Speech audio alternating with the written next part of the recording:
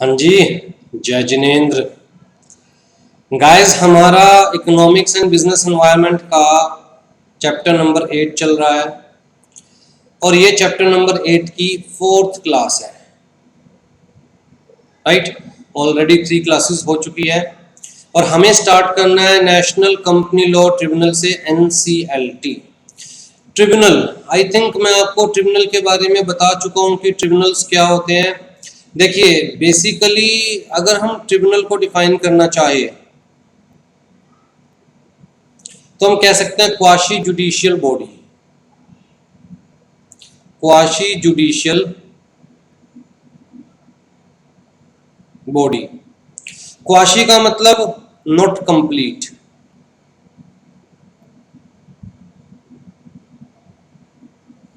तो हम कह सकते हैं a judicial body which is not completely judicial body. Right, a body which is not completely judicial body means having some judicial power.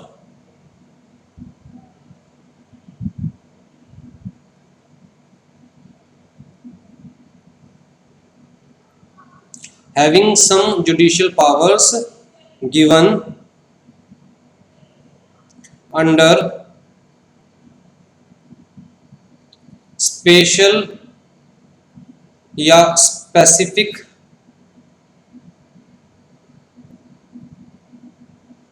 statute या फिर act कह सकते हो, लॉ कह सकते हो। राइट, इसका मतलब it is not a court,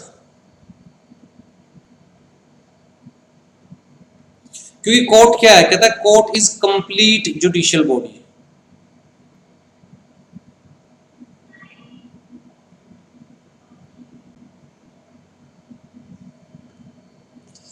तो हम कह सकते हैं कि not a court but having some powers of the court for specific purpose.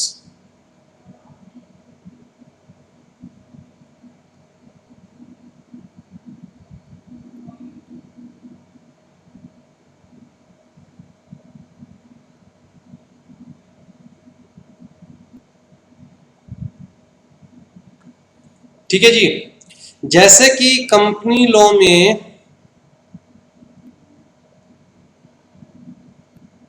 Establish की गई एनसीएलटी। राइट, बेसिकली एनसीएलटी को जब लाया गया था तब कंपनीज एक्ट 1956 ही था जब ये कंसेप्ट लाया गया था एनसीएलटी का, national company law tribunal. NCLT से पहले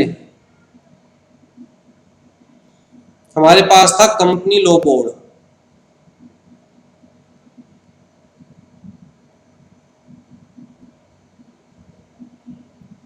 कंपनी लॉ बोर्ड एनसीएलटी से पहले। ठीक है, तो जब एनसीएलटी के कंसेप्ट को इंट्रोड्यूस किया गया तो बड़ा डिबेट हुआ इसकी कॉन्स्टिट्यूशनल वैलिडिटी को लेकर कि भाई कॉन्स्टिट्यूशनली ये जो बॉडी लाने की बात की जा रही है, एस्टेब्लिश करने की बात की जा रही है, ये बॉडी कॉन्स्टिट्यूशनली वैलिड है भी या नहीं है। तो जी चलता रहा, सुप्रीम कोर्ट में बहुत सारी रूलिंग्स आती रही। फाइनली सुप्रीम कोर्ट ने कहा कि ये कॉन्स्टिट्यूशनली वैलिड बॉडी है। तो जी जब इसको लाया गया तब कंपनीज एक्ट 2013 आ चुका था, तो इसे कंपनीज एक्ट 2013 में एस्टेब्लिश किया गया। ठीक है, किस पॉइंट ऑफ व्यू से एस्टेब्लिश किया गया? To consider matters related to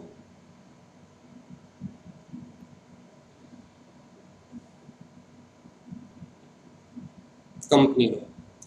भाई मान के चलो किसी कंपनी ने कोई डिफॉल्ट किया है, ठीक, किसी डिबेंचर होल्डर्स के पैसे टाइम पर नहीं दिए या उसका इंटरेस्ट टाइम पे नहीं दिया, डिपॉजिट होल्डर्स के पैसे टाइम पे नहीं दिए या उनका इंटरेस्ट टाइम पर नहीं दिया, तो जी कंपनी के अगेंस्ट केस फाइल करने के लिए कोई ना कोई बॉडी होनी चाहिए। वैसे तो कोर्ट में हम केस फाइल कर सकते हैं, लेकिन कोर्ट्स ओवरबर्डन्ड है पहले से ही।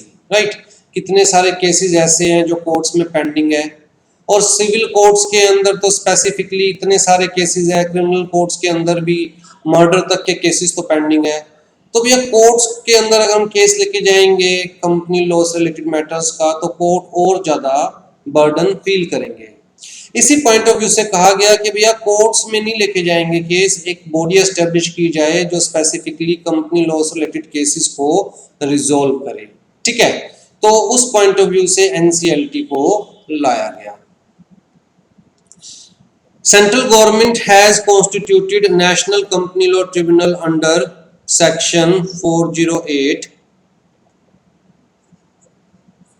of Companies Act 2013 with effect from 1st June 2016। ठीक है जी। In the first phase, the Ministry of Corporate Affairs, मतलब अल्टीमेटली कॉर्पोरेट लॉज को कौन एडमिनिस्टर करता है? MCA, right. एडमिनिस्ट्रेटिव अथॉरिटी क्या है? Ministry of corporate affairs. Have set up 11 benches, 1 principal bench at New Delhi, 1 each regional bench at New Delhi, Ahmedabad है, इलाहाबाद है, बेंगलुरु है, चंडीगढ़ है, चेन्नई है, गुवाहाटी, जयपुर, हैदराबाद, कोलकाता एंड मुंबई। ठीक है जी। तो 1 2 3 4 5 6 7 8 9 10 11। ठीक, एक तो प्रिंसिपल बेंच हो गया, वो कहाँ पर है? न्यू दिल्ली में, और बाकी जो 11 है वो अलग अलग सिटीज के अंदर। और बेंचेस भी फिर सेटअप किए गए, जैसे कि कटक के अंदर, जयपुर में, कोची में, अमरावती हो गया, इंदौर हो गया, राइट। तो धीरे धीरे और बेंचेस सेटअप किए जा रहे हैं। NCLT is based on the recommendation of V. Balakrishna Reddy. V. Balakrishna Reddy Committee on Law Relating to Insolvency and Winding Up of Companies। तो जी बेसिकली कंसेप्ट चालू हो गया था 2003 में ही कि हमें अपने जो करंट लॉज है उसको ठीक करना चाहिए, उनमें रिफॉर्म्स की रिक्वायरमेंट है। जो हमारे लॉज है वो जो मॉडर्न इंसॉल्वेंसी के केसेस है या जो कॉम्प्लिकेशंस हैं मॉडर्न कॉर्पोरेट सिस्टम की, उनको हैंडल नहीं कर पा रहे हैं। तो कुल मिला के एक कमेटी एस्टेब्लिश की गई थी जो कि उस वक्त के लॉज को देखे और ये देखे कि भाई लॉज के अंदर क्या चेंजेस किए जाने चाहिए ताकि ज़्यादा बेटर वे में चीज़ों को हैंडल किया जा सके, राइट। तो ये कमेटी एस्टेब्लिश की गई थी on law relating to insolvency and winding up of the companies. तो जी NCLT is a quasi judicial authority incorporated for dealing with corporate disputes, right, that are of civil nature। corporate disputes that are of civil nature, जैसे कि मैंने कहा कि भैया depositors के पैसे नहीं दिए कंपनी ने या डिबेंचर होल्डर्स के पैसे नहीं दिए, तो वो बेचारे कहाँ जाएंगे? कोर्ट में जाएंगे। तो भैया उनका देखो स्पेसिफिकली वकील हायर करना पड़ेगा, खर्चा होगा, तारीख पे तारीख चलती रहेगी, पता नहीं कब जाके नंबर आएगा। तो भैया चीज़ों को फास्ट ट्रैक मोड पर रिजोल्व किया जाए, इमीडिएट सुनवाई की जाए स्टेक होल्डर्स की, राइट, और उनको उनके जो भी ग्रीवियंसेस है इमीडिएटली रिजोल्व किए जाए, कोर्ट्स का बर्डन ना बढ़े। इस पॉइंट ऑफ व्यू से एक क्वासी जुडिशियल बॉडी एस्टेब्लिश कर दी गई जो कि कंपनी लॉ के पॉइंट ऑफ व्यू से, कॉर्पोरेट डिस्प्यूट्स के पॉइंट ऑफ व्यू से कोर्ट का काम करेगी। बट एक्चुअल में ये कोर्ट नहीं है। ऐसा नहीं है कि किसी ने मर्डर कर दिया तो उसका केस लेके यहाँ पर जाया जा सकता है। सिर्फ कौन से केस यहाँ पर जा सकते हैं? सिर्फ वो केसेस जो कि कंपनीज एक्ट में बताए गए हैं कि आप NCLT के पास लेकर जा सकते हैं रिजॉल्व करवाने के लिए। NCLT works on the line of normal court of law in the country and is obliged to fairly and without any biases determine the fact of each case and decide with matters in accordance with the principle of natural justice। तो जी NCLT किस guideline पे work करती है, कौन सी lines पे work करती है? On the principle of natural justice. And in natural justice का मतलब क्या हुआ कि भाई सबकी बात आराम से सुनी जाएगी, गलत को सजा दी जाएगी, सही को उसका हक दिया जाएगा। ठीक है, तो सोचकर समझकर चीजों को डिसीजन लिया जाएगा। In continuance of such decisions offer conclusions from decisions in the form of order. ठीक है जी, तो ऑर्डर के फॉर्म में कंक्लूजन भी दे सकती है। अभी NCLT पहले डिसाइड करेगी कि हाँ कंपनी गलत है या नहीं है। अगर लगता है कंपनी गलत है तो फिर अपना कंक्लूजन सुनाएगी in the form of order कि कंपनी को इतने टाइम में डिपॉजिटर के पैसे वापस देने पड़ेंगे। ठीक है, तो काइंड ऑफ कोर्ट होते हैं tribunals, not the exact courts. वो सारे केसेस हैंडल नहीं कर सकते। ट्रिब्यूनल सिर्फ वो केसेस हैंडल कर सकते हैं जो केसेस स्पेसिफिकली हैंडल करने के लिए उन्हें दिए जाते हैं बाय लॉ। ठीक है जी। मेजर फंक्शंस ऑफ एनसीएलटी, इसी तरह देखिए इनकम टैक्स में भी इनकम टैक्स ट्रिब्यूनल है, सिक्योरिटी लॉज में भी हमने पढ़ा सेट है, सिक्योरिटीज अपील ट्रिब्यूनल या फिर, ठीक। तो ट्रिब्यूनल्स को स्पेसिफिकली उसी लॉ के अंदर जो मैटर्स हैं उनको हैंडल करने के लिए क्रिएट किया जाता है, एस्टेब्लिश किया जाता है, और उस लॉ के भी सारे मैटर्स ट्रिब्यूनल हैंडल नहीं कर सकती। जनरली जो सिविल केसेस होते हैं उनको हैंडल कर सकती है, तो स्पेसिफिकली सेक्शन में बताया जाता है लॉ के अंदर कि हाँ जी इस केस के अंदर ट्रिब्यूनल के पास ये पावर है। मेजर फंक्शंस ऑफ एनसीएलटी, हाँ जी, matters with respect to registration of companies. अब जी जब हम कंपनी इनकॉर्पोरेट करते हैं, देखिए इनकॉर्पोरेशन ऑफ कंपनीज के बारे में ऑलरेडी पढ़ चुके हैं, इसलिए मैंने पहले कंपनी लॉ का जो आपका लीगल एप्टीट्यूड है उसके अंदर कंपनी लॉ वाला चैप्टर कंप्लीट करवाया था। तो जी जब हम कंपनी इनकॉर्पोरेट करते हैं, कंपनी रजिस्टर करते हैं, तो बेसिकली हम लोग एक आप डिक्लेरेशन देते हैं कि भाई हमने आरओसी को जो भी इंफॉर्मेशन दी है वो सब इंफॉर्मेशन करेक्ट है, एज पर आवर नॉलेज वो इंफॉर्मेशन करेक्ट है, हमने कहीं कोई झूठ नहीं बोला है, हमने कंपनी लॉ के सारे प्रोविजंस कंप्लाई किए हैं with respect to the incorporation of the company, right. तो वो सारी चीजें हम डिक्लेरेशन देते हैं। तो सेक्शन 7 सब सेक्शन 7 ये ऑफ कंपनीज एक्ट है, ये कहता है where a company has been got incorporated by furnishing any false or incorrect information, जहां आपने कोई कंपनी इनकॉर्पोरेट करवाई है by furnishing false information to ROC या इनकरेक्ट इंफॉर्मेशन टू आरओसी, या representation or by suppressing of any material fact or information in any of the documents or declaration filed or made for incorporating such company. तो जी या तो आपने कोई information गलत दी है, इनकरेक्ट दी है, या फिर कोई इन्फॉर्मेशन आपने सप्रेस किया, मतलब जो चीज बतानी चाहिए थी वो नहीं बताई है आरओसी को, या कोई फ्रॉडुलेंट एक्शन से आपने अपनी कंपनी को इनकॉर्पोरेट करवाया है, जैसे कि 4 इनिशियल जो सब्सक्राइबर्स थे उनमें से एक माइनर था, आपने आरओसी को ये बताया नहीं कि भैया ये माइनर है, या आपने उसको मेजर शो किया, तो यहाँ पर आ गया ना गलत इन्फॉर्मेशन देकर कंपनी इनकॉर्पोरेट कराई गई है, right. The tribunal may in such case जहाँ कंपनी गलत इन्फॉर्मेशन, इनकरेक्ट फॉल्स इन्फॉर्मेशन के बेसिस पर, फ्रॉडुलेंट एक्शन के बेसिस पर इनकॉर्पोरेट हुई है, तो उस केस में tribunal may on an application made to it on being satisfied that the situation so warrant, तो जी ट्रिब्यूनल क्या कर सकता है, pass such order as it may think fit for regulation of the management of the company including changes if any in its memorandum and articles in the public interest or in the interest of the company and its members and the creditors। तो जी tribunal को ये power दी गई है कि ऐसे case में tribunal को लगता है कि भैया फ्रॉडुलेंट पर्पस के लिए या फ्रॉडुलेंट वे में कंपनी इनकॉर्पोरेट हुई है, तो ट्रिब्यूनल कंपनी की मैनेजमेंट को रेगुलेट करने का ऑर्डर दे सकता है कि कंपनी की मैनेजमेंट को गवर्नमेंट रेगुलेट करेगी कुछ समय तक, या ट्रिब्यूनल ये भी ऑर्डर दे सकता है कि कंपनी के मेमोरेंडम में या आर्टिकल ऑफ एसोसिएशन में ये चेंजेस किए जाए in the public interest, in the interest of the company, in the interest of the members and creditors. Tribunal ये भी डायरेक्ट कर सकता है that the liability of the member shall be unlimited, otherwise company case में क्या होता है, अगर कंपनी लिमिटेड बाय शेयर्स है तो liability of the members is limited to the amount unpaid on the shares taken by the member, right। Limited होती है liability company के केस में, लेकिन ट्रिब्यूनल ये डायरेक्ट कर सकता है that the liability of the member shall be unlimited. Direct removal of the name of the company from the register of the companies, अगर ट्रिब्यूनल को लगता है कि कंपनी ने अभी तक काम शुरू ही नहीं किया है तो ट्रिब्यूनल आरओसी को कह सकता है कि भैया आप अपने रजिस्टर से कंपनी का नाम स्ट्राइक ऑफ कर दीजिए, तो मतलब कंपनी खत्म, उसकी एग्जिस्टेंस खत्म। Pass an order for the winding up of the company, tribunal को लगता है कि भैया अगर कंपनी ने काम शुरू कर दिया, लेन देन शुरू हो चुका है ऑलरेडी कंपनी के नाम पर, तो डायरेक्ट उसको स्ट्राइक ऑफ तो नहीं कर सकते क्योंकि लेन देन शुरू हो चुका है, तो पहले लेन देन को सेटल करना पड़ेगा। तो ट्रिब्यूनल कह सकता है कि भैया ठीक है इसका वाइंडिंग अप प्रोसीजर स्टार्ट कीजिए। Pass such other order as it may deem fit, ठीक है। तो ये सारी पावर्स दे रखी है ट्रिब्यूनल को, एनसीएलटी को, under section 7 sub section 7 of companies act 2013। फिर जी ट्रांसफर ऑफ शेयर्स के केस में क्या पावर है ट्रिब्यूनल के पास, NCLT is also empowered to hear grievances of rejection of companies in transferring shares and securities under section 58 of Companies Act 2013।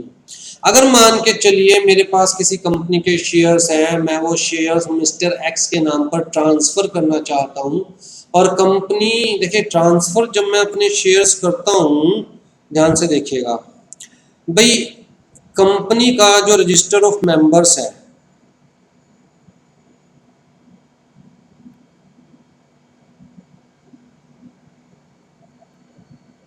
Register of members में current जो share holder है वो कौन है?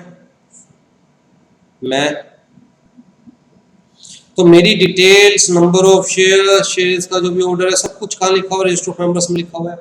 अब जब मैं अपने शेयर्स अगर मान के चलिए मिस्टर एक्स के नाम पर ट्रांसफर करता हूं, तो मुझे एक ट्रांसफर डीड साइन करनी पड़ेगी, ठीक है, और मैं ट्रांसफर डीड साइन कर कर मिस्टर एक्स को दे दूंगा।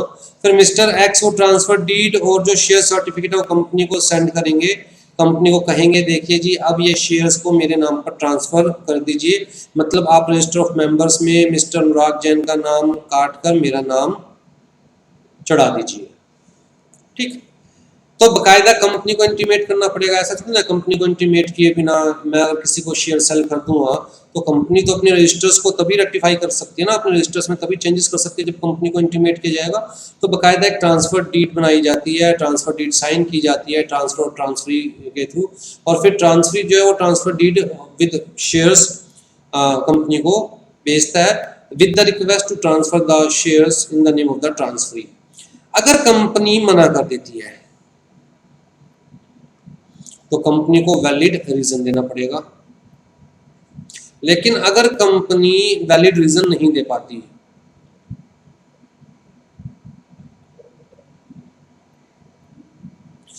उसका रीजन इनवैलिड है या फिर वो मना कर देती है without giving any reason,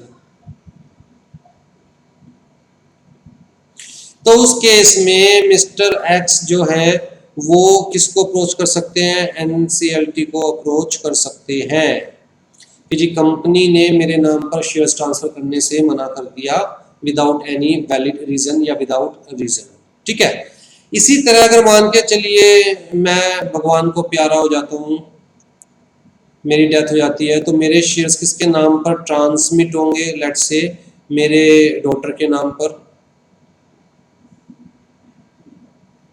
Saanvi के नाम पर, वो मेरी क्या थी? नॉमिनी थी। अब जी सानवी एक transmission application,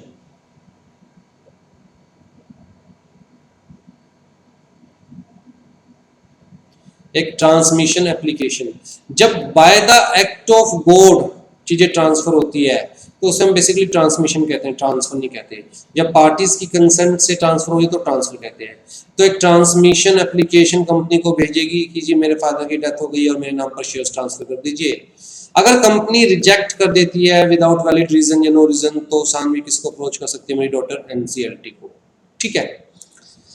According to Section 58 of Companies Act 2013, where a company refuses to register the transfer or transmission of shares or securities without sufficient reason or cause, the transferee may appeal to tribunal against such a refusal.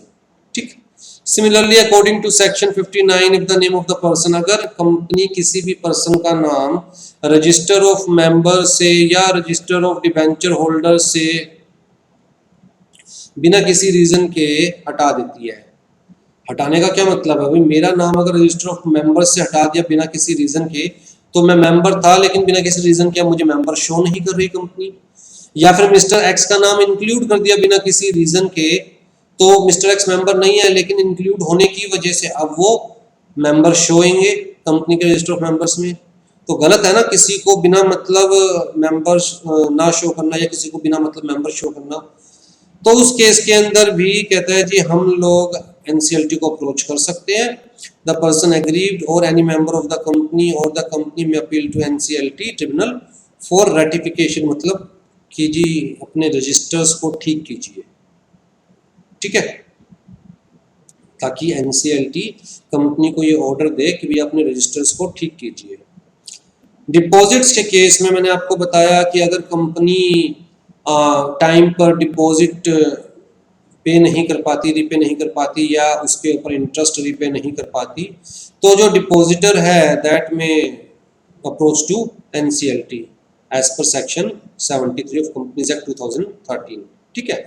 और NCLT को लगता है कि हाँ भैया जो depositor है वो करेक्ट है, तो एनसीएलटी में डायरेक्ट द कंपनी टू पे सच सम due and for any loss or damage incurred by the depositor as the result of non-payment and for such other orders as NCLT may think fit। तो unhappy depositor आज की date में एक और action ले सकता है। Unhappy depositor class action file कर सकता है। भाई इंडिविजुअल डिपॉजिटर को दिक्कत है तो सेक्शन 73 में जा सकता है। अगर बहुत सारे डिपॉजिटर्स हैं, सबको दिक्कत है, तो वो एक क्लास एक्शन सूट फाइल कर सकते हैं अगेंस्ट द कंपनी। सब मिलकर एक केस फाइल कर सकते हैं against the company to NCLT under section 245 for seeking remedy for omission या act on the part of company that imparts their rights as the depositor. ठीक है, तो सेक्शन 73 में जहां इंडिविजुअली मुझे दिक्कत है जी कंपनी से, सेक्शन 245 के अंदर जहां सारे डिपॉजिटर्स को दिक्कत है, तो सारे डिपॉजिटर्स क्या है, class of stake holder, right. तो वो एक सूट फाइल कर सकते हैं जिसे हम बोलेंगे class action suit against the company. फिर जी एनसीएलटी के पास पावर टू इन्वेस्टिगेट है। According to section 213 the tribunal may on the application made by not less than 100 members or the member holding not less than 1/10 of the total voting power, जहां पर company की share capital है। ठीक है, company की जहां share capital है, देखो या तो कंपनी हो सकती है लिमिटेड बाय शेयर्स या not limited by shares.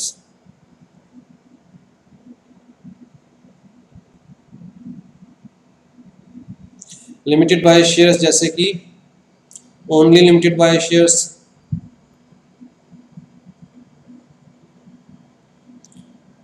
Company limited by guarantee having share capital,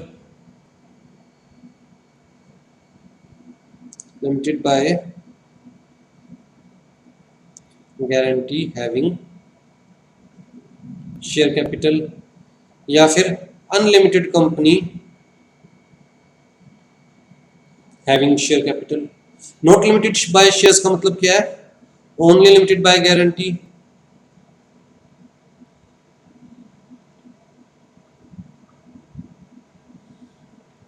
या फिर अनलिमिटेड।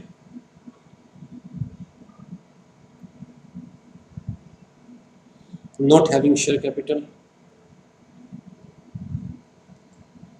ठीक है, तो ये हम बात कर रहे हैं if the company is limited by share capital, तो वहां पर कितने लोग एनसीएलटी को अप्लाई कर सकते हैं। Application made by not less than 100 members,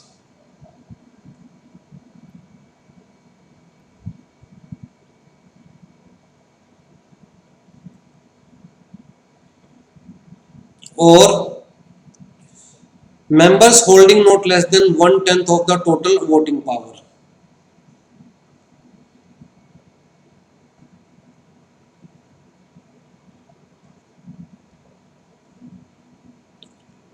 not less than 1/10 of total voting power। ठीक है, तो इसका मतलब एक सिंगल बंदे के पास अगर मान के चलिए 20% वोटिंग पावर है, तो एक सिंगल मेंबर भी अप्लाई कर सकता है, राइट। तो दिस और दिस मतलब एटलीस्ट 100 मेंबर्स या फिर members holding not less than 1/10 of the total voting power. 1/10 of the total voting power का मतलब कितना हो गया, 10% ऑफ टोटल वोटिंग पावर। ठीक है जी। On an application made to it by any other person or otherwise, तो मतलब मेंबर्स अगर अप्लाई कर रहे हैं तो इतने कम से कम, या फिर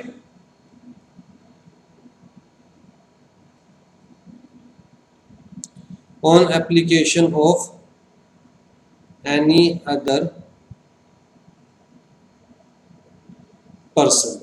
ठीक, the tribunal is satisfied that there are circumstances suggesting that, क्या सजेस्ट कर रहे हैं, मतलब ऐसे circumstances है जो जिन्हें देखकर ट्रिब्यूनल को लगता है the business of the company is being conducted with the intent to defraud its creditors या members or any other person or otherwise for a fraudulent or unlawful purpose or in a manner oppressive to any of its members, or that the company was formed for any fraudulent और unlawful purpose. भाई tribunal को लगता है कि जो company का business करने का तरीका है that is to defraud its creditor, जानबूझ के अपने क्रेडिटर्स के पैसे मारने की कोशिश कर रही है कंपनी, या अपने मेंबर्स के साथ धोखाधड़ी करने की कोशिश कर रही है, या किसी और पर्सन के साथ धोखाधड़ी करने की कोशिश कर रही है। ये जो कंपनी का बिजनेस है दैट इज बेसिकली फ्रॉडुलेंट, धोखा देने का बिजनेस कर रही है या अनलॉफुल पर्पस से बिजनेस कर रही है, राइट। तो उस केस के अंदर, या फिर the person concerned in the formation of the company, मतलब जिन लोगों ने मिलकर कंपनी बनाई थी, या जो लोग आज की डेट में कंपनी के अफेयर्स को मैनेज कर रहे हैं, management of its affairs, have in connection therewith been guilty of fraud या misfeasance या फिर other misconduct towards the company or towards any of its members।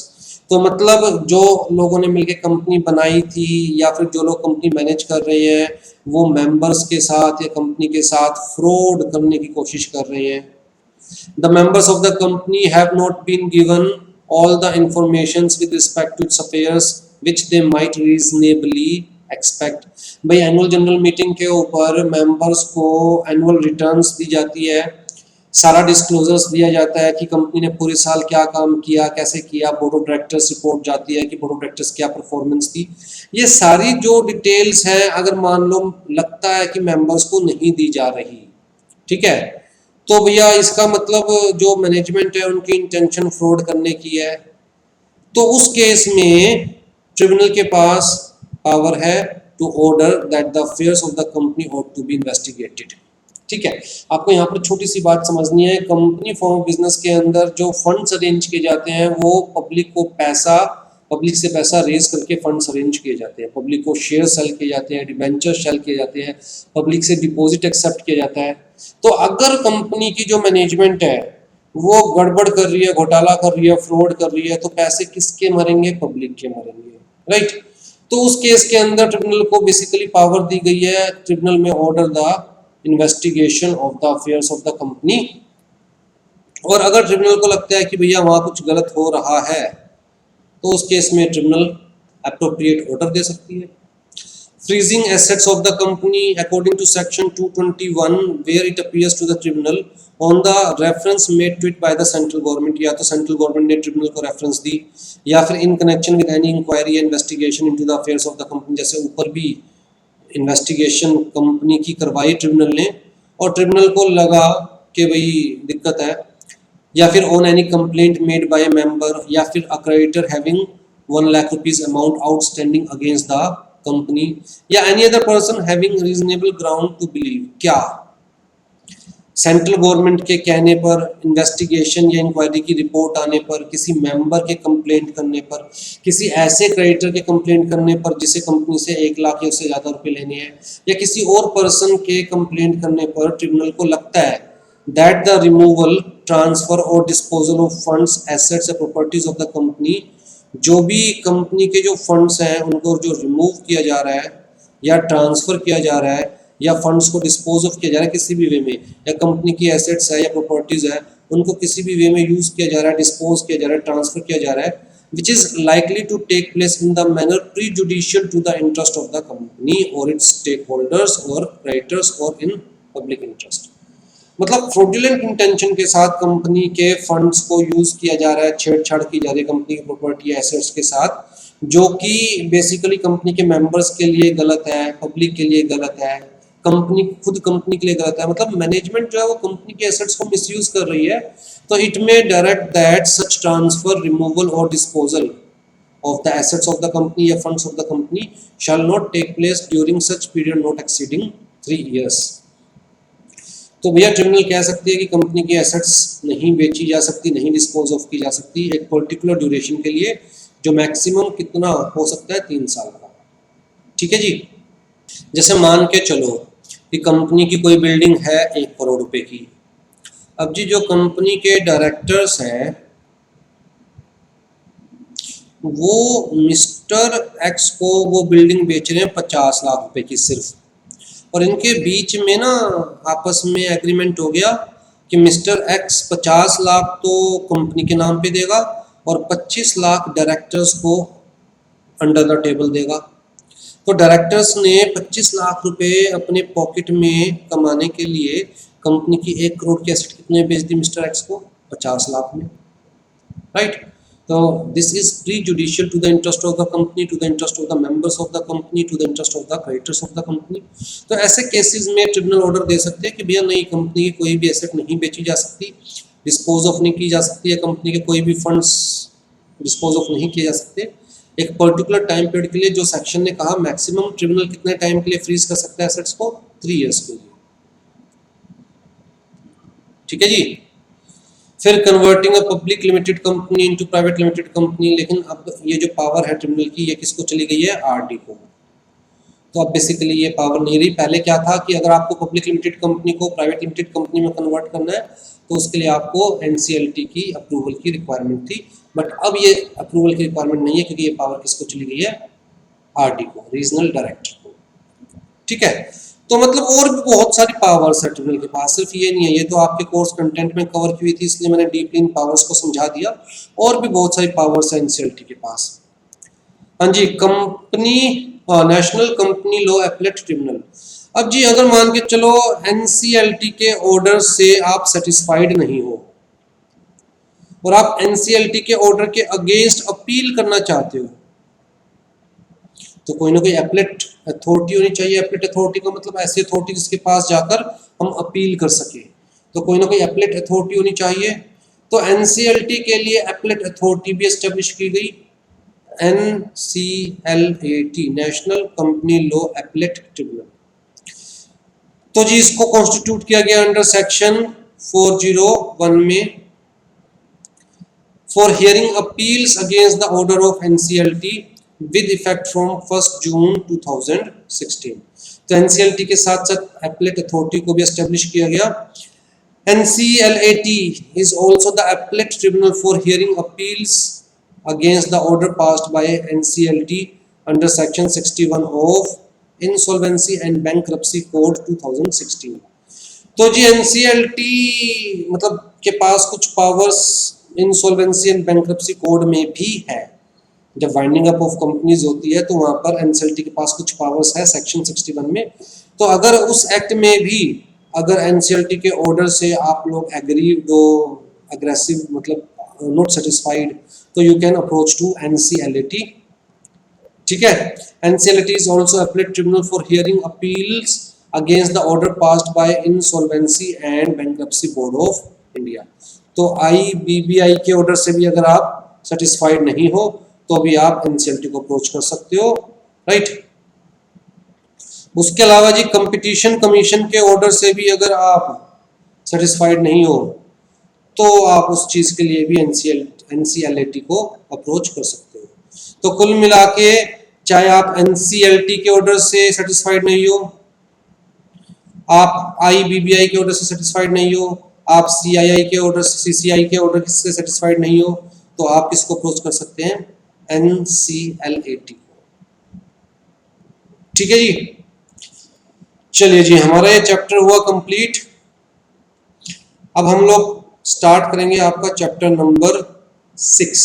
तो पहले चैप्टर नंबर 6 स्टार्ट करेंगे, खत्म करेंगे, उसके बाद फिर चैप्टर नंबर 7 खत्म करेंगे, ठीक है जी। चलिए, टेक केयर।